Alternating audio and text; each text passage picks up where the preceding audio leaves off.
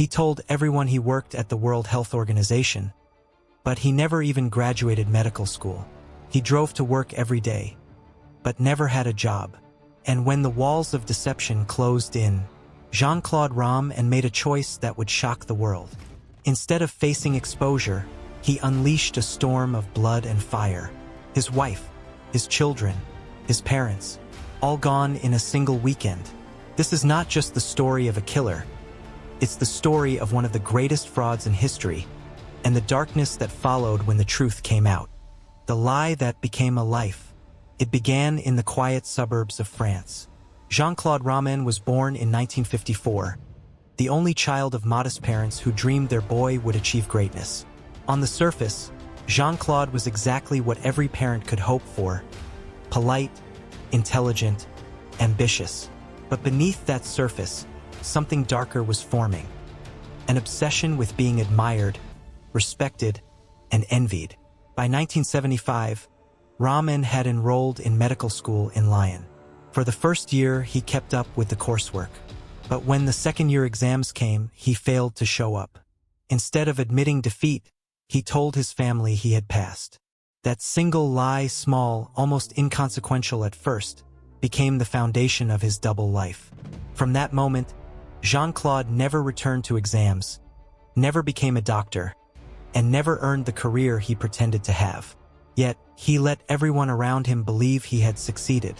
To his parents, he was a medical prodigy. To his friends, he was a promising young doctor. And eventually, to his wife, Florence, he was a respected man working at the World Health Organization in Geneva. But every morning, when he left the house, Jean-Claude wasn't going to work. Instead, he drove aimlessly around the French countryside, spent time in forests, or sat in his car reading. Sometimes, he lingered at gas stations or cafes, watching others go about their lives. He was a man living in shadows, surviving entirely on the image he had constructed. The lie should have collapsed early, but Romand was clever. He crafted explanations, excuses, and deflections with ease. If his friends asked what he was researching at who, he'd mumble about confidential projects. If his parents asked why they never saw his office, he said security protocols prevented visits. He was always vague, always elusive, yet somehow convincing. Money became the glue that held his fantasy together. Since he had no salary, he relied on fraud. Jean-Claude told relatives and friends he had insider access to lucrative investments through the WHO. They trusted him with their savings, and he used those funds to maintain the facade of a wealthy, successful doctor. To Florence, his wife, life with Jean-Claude seemed privileged, if a little mysterious. They raised 2 children in a comfortable home. He drove nice cars, wore fine clothes, and took them on vacations. He was devoted, she thought, and always so busy with important work. But Florence never knew that her husband's world was a castle built entirely on sand. As the years passed, Jean-Claude's deception grew heavier. He lived every day knowing exposure was just a question of time. Friends sometimes whispered doubts. Why was Jean-Claude never seen at WHO? Why did he avoid talking about his research? But suspicion never became confrontation until January of 1993. That month, Florence began asking more pointed questions. So did some of the friends who had trusted him with their money. The pressure mounted. And then, the woman he claimed to love most in the world, his mistress, Corinne, began pulling away. For Jean-Claude, the fantasy was collapsing. He could either confess and face ruin, or destroy everything before the truth came out. In that choice, the world saw the real Jean-Claude Romand.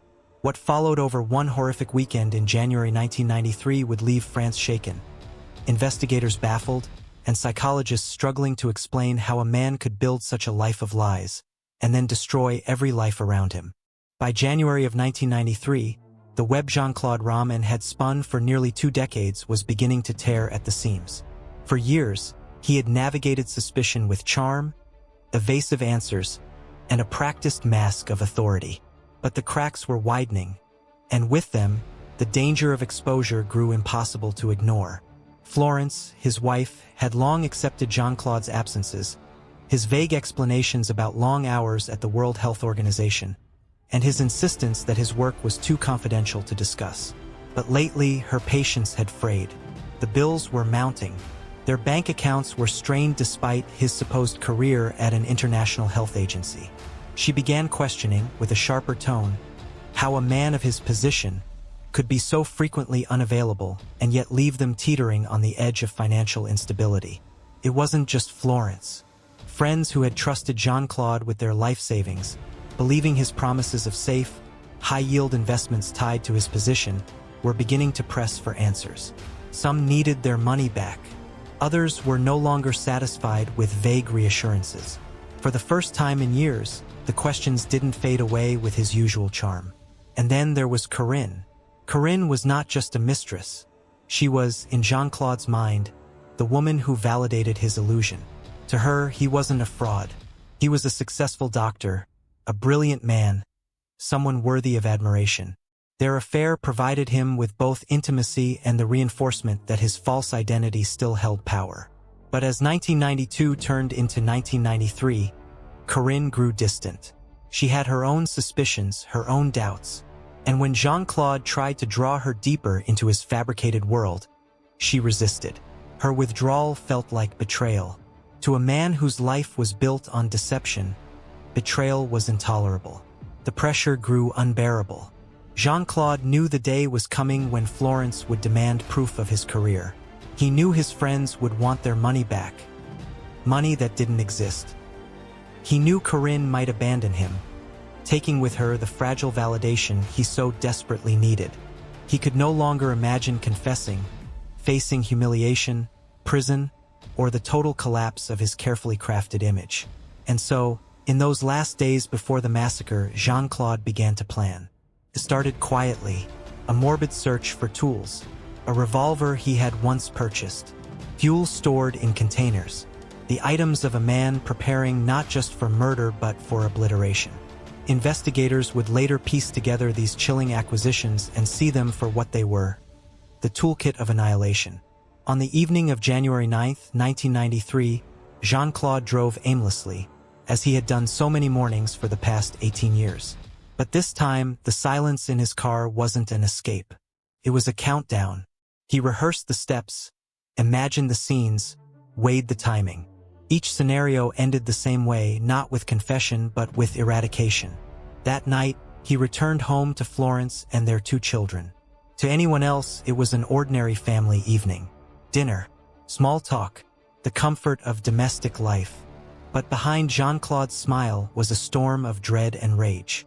The next morning, January 10th, his plan began. Neighbors would later remember nothing unusual.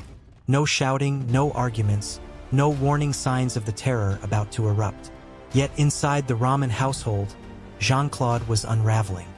He had crossed a line in his mind, one from which there was no return. He began with Florence. Some reports say she confronted him that morning about their finances. Others suggest she pressed him about their future, finally demanding clarity about his work. Whatever the words, something shattered inside Jean-Claude. And in a sudden, violent act, he ended her life. Then came his children, innocent, trusting, and oblivious to their father's dark transformation. In what investigators would later describe as an almost clinical sequence, Jean-Claude turned his violence on them.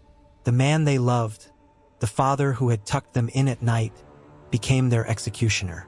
By the time the sun rose fully over the French countryside, the Romand household was no longer a home.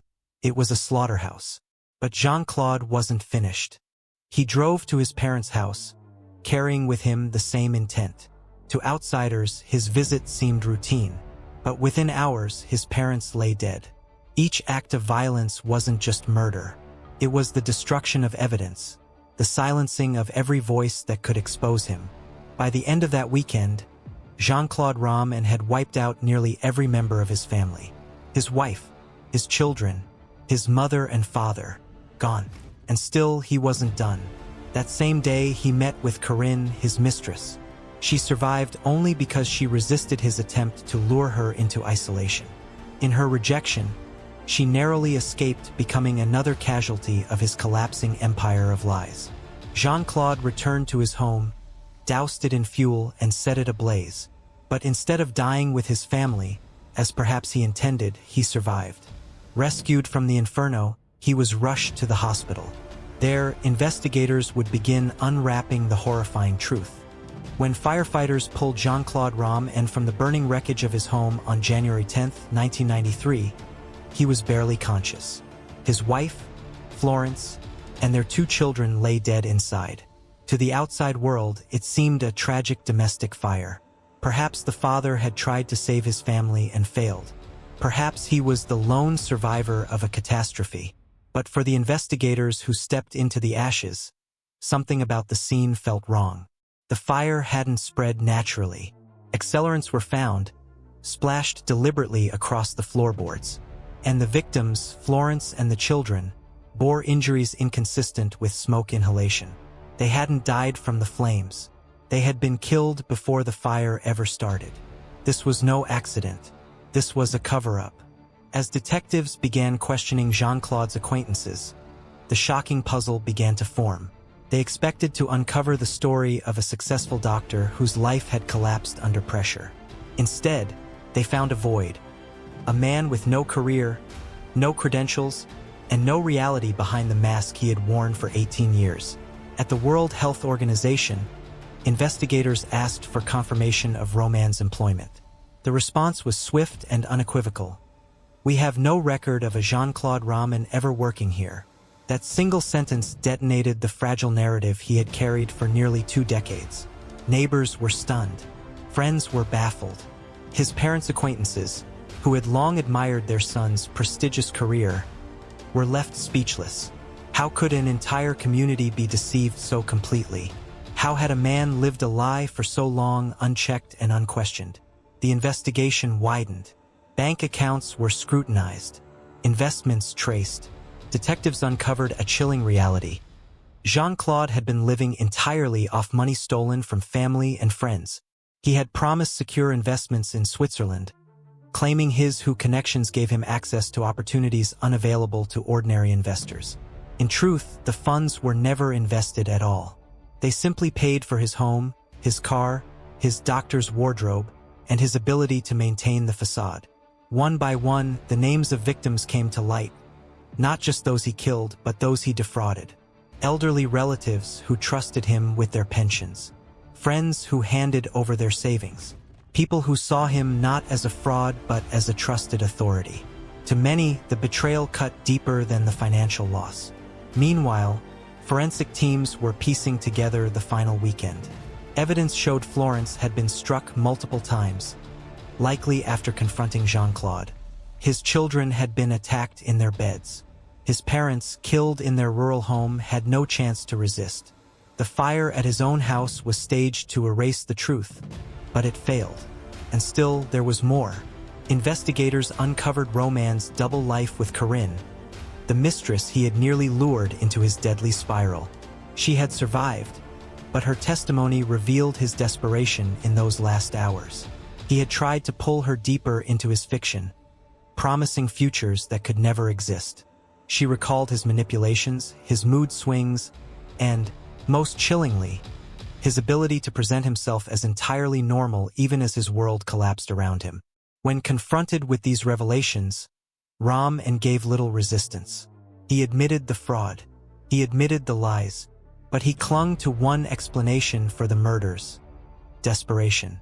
In his telling, the killings were not acts of malice but acts of fear. The fear of exposure, the fear of humiliation, the fear of losing everything he had pretended to be. But to investigators, it was more than fear. It was control. For 18 years, Jean-Claude controlled the narrative of his life. When that control slipped away, he didn't surrender. He destroyed. As the scope of the case unfolded, it became clear this was not merely a family tragedy. This was one of the most extraordinary cases of fraud and murder in modern French history. A man who lived a lie so completely that, when faced with truth, he annihilated everyone who could expose him. The public was horrified. Newspapers splashed headlines calling him the Great Imposter. Psychologists debated what kind of mind could sustain such deception for so long. Some labeled him a sociopath. Others suggested he was a pathological liar driven by insecurity. But whatever the label, the evidence was unshakable. Jean-Claude Romand was not a doctor. He was not a scientist. He was not a husband or father in any real sense. He was a murderer who had spent 18 years weaving a fantasy that ended in blood. By the time he was strong enough to leave the hospital, Jean-Claude Romand wasn't going home. He was going to prison, facing charges not only of murder but of calculated, premeditated annihilation. The investigation had answered many questions, but one chilling mystery lingered. How had he managed to lie so convincingly, for so long, to so many? When investigators finished their work, the facts were clear. Jean-Claude Romand was a liar, a fraud, and a murderer. But clarity about the what only deepened the questions about the why. How could one man sustain an illusion for nearly 2 decades without breaking? How could he walk out of his home every morning, knowing he had no destination, no career, no purpose, and yet convince his wife, children, parents, and friends that he was a respected doctor at the World Health Organization? The courtroom became not just a place of law, but a theater of psychology. Experts, journalists, and even ordinary citizens wanted to understand what drove Rom and to live this way. Some argued he was a master manipulator, fully aware of his lies and simply too arrogant to stop. Others believed he was more tragic than calculating. A man so consumed by insecurity that admitting failure felt like a death sentence, so he chose deception instead. Psychologists dissected his personality. They noted how he avoided direct confrontation, how he relied on vagueness rather than elaborate fabrications. He didn't build detailed stories, he built walls of mystery. When friends asked questions, he dodged. When Florence wanted details, he turned evasive. His lies were sustained not by genius but by omission, by never giving anyone enough to challenge him directly. But even this didn't explain the murders. Why kill his children, who adored him? Why slaughter his parents, who had stood by him all his life? Why set fire to his home, almost as if erasing the very stage on which he had performed his 18-year play? Theories swirled. Some believed it was pure self-preservation, with Florence asking questions, with friends demanding money, with Corinne slipping away. Rom and may have decided that death was preferable to exposure. In his twisted mind, perhaps killing his family meant sparing them the shame of discovering the truth. Others suggested a darker motive: control. For years, Rom dictated reality. He told others who he was, what he did, how he lived. And when that power was threatened, he reasserted it in the most absolute way possible, by deciding who lived and who died. In this interpretation, the murders were not desperate acts but the ultimate expression of his pathology. If he couldn't maintain the illusion, then no one would live to expose him. There were even those who speculated about his state of mind. Was Rom delusional? Had he convinced himself on some level that he truly was the man he pretended to be? Could he have blurred the line between fiction and reality so thoroughly that, when it collapsed, he responded as though reality itself had betrayed him? The press latched onto the mystery. French newspapers published headlines that painted him as both monster and enigma. Some compared him to literary figures, men who built entire lives on lies and couldn't stop until the world fell apart.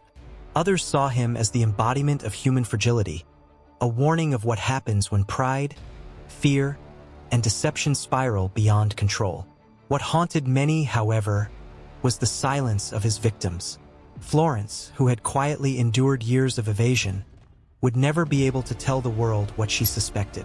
The children, too young to question their father's absence, died never knowing the truth. His parents, proud of their son's imagined career, never saw the moment of betrayal coming. And then there was Corinne. She survived, but only just.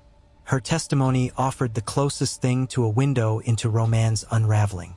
She described a man torn between desperation and charm, someone who oscillated between begging and manipulating, who could smile one moment and turn dark the next. To her, Jean-Claude wasn't a criminal mastermind. He was a man trapped in his own crumbling invention. The mystery of Romand's life still fascinates because it resists simple answers. Was he evil, cowardly, sick, or all of the above? Even in prison, Jean-Claude remained an enigma. Some reports suggest he turned to religion, presenting himself as a man seeking redemption. Others doubt the sincerity of such a transformation. After all, wasn't his entire life a performance? How could anyone trust a word from a man who built an empire of lies on silence and evasion? The unanswered questions became part of his legacy. His case entered criminology textbooks, psychology discussions, and true crime archives, not just as a story of fraud and murder, but as a question mark about the human capacity for deception. In the end, the greatest mystery may not be why Jean-Claude Romand lied to others. It may be whether he ever truly stopped lying to himself. The trial of Jean-Claude Romand began in 1996, 3 years after the massacre that shocked France. The courtroom was packed, not only with the grieving relatives of his victims, but with journalists, psychologists, and curious citizens who wanted to see the man who had deceived everyone for nearly 2 decades. When Romand walked in, the room fell silent. He was no longer the clean-cut doctor of old, but a gaunt, almost spectral figure. His eyes seemed hollow, his demeanor subdued. For some, this was the face of a broken man finally crushed by truth. For others, it was just another mask, a new role in the theater of his life, the role of the remorseful prisoner. The prosecution painted him as a manipulator who had lived parasitically off the trust of others. They emphasized the cold-blooded nature of his crimes, describing how he systematically destroyed his entire family when the web of lies began to collapse. They argued he didn't act out of panic but out of calculation, choosing annihilation over exposure. The defense countered by pointing to his fragile mental state, suggesting that he had lost touch with reality. They presented him as a man consumed by fear, spiraling into delusion until he could see no way out. If Romand wasn't insane, they argued, he was at least profoundly disturbed, incapable of fully grasping the magnitude of what he had done. Witnesses were called. Friends described their disbelief, recalling how they had never once questioned his supposed career. Corinne, the mistress who survived his attempt to kill her, gave testimony that chilled the courtroom. She spoke of his charm, his pleas, his sudden violence. Her survival made her a living reminder of what the others never escaped. But perhaps the most powerful testimony came not from words, but from silence. The absence of Florence, the children, and his parents.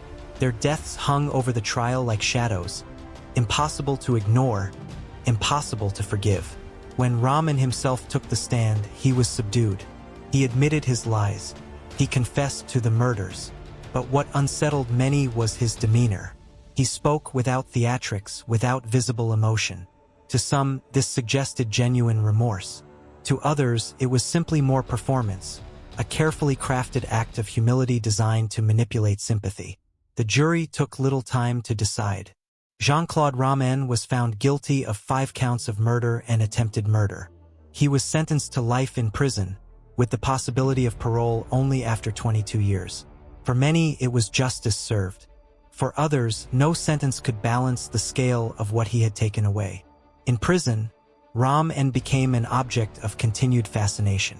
Reports claimed he devoted himself to religion, attending Mass, reading scripture, and projecting the image of a man who had found redemption. But critics were quick to note, wasn't this just another role? Another illusion? After all, deception had been his life's craft. Could a man who lied for 18 years and killed to preserve those lies ever truly be trusted? Years passed. Interest in his case never entirely faded. Books were written. Films were made. He became not just a criminal but a symbol of deception, of fragility, of the terrifying lengths a human being can go to avoid truth. In 2019, after serving more than 2 decades, Jean-Claude Romand was granted parole. The news reignited outrage. Many believed a man who murdered 5 people in cold blood should never again walk free. Others argued that after years of imprisonment, he was no longer a danger. But the public debate revealed something deeper. Even decades later, Romand still had the power to disturb, to divide, to haunt. What remained at the end of his story was not just the memory of a crime, but a chilling lesson. Jean-Claude Romand wasn't a criminal mastermind. He wasn't a brilliant con artist weaving intricate schemes. He was, in many ways, painfully ordinary. a man who failed at medical school, who couldn't face the shame of his own shortcomings, and who chose to build a life on lies instead of truth. And yet, from that ordinariness came extraordinary destruction. Families destroyed, lives stolen, trust shattered. His story forces us to confront uncomfortable questions. How well do we really know the people around us? How many of our perceptions are built on trust rather than proof? And how far might someone go to maintain a lie when the truth becomes unbearable? In the end, the fall of Jean-Claude Romand was not just the downfall of a fraud. It was the collapse of an illusion that had held together a family, a community, and even part of society itself. His life reminds us that deception can be more dangerous than we imagine, because it doesn't just hide the truth, can consume it entirely. And for the victims of Jean-Claude Romand, the truth came far too late.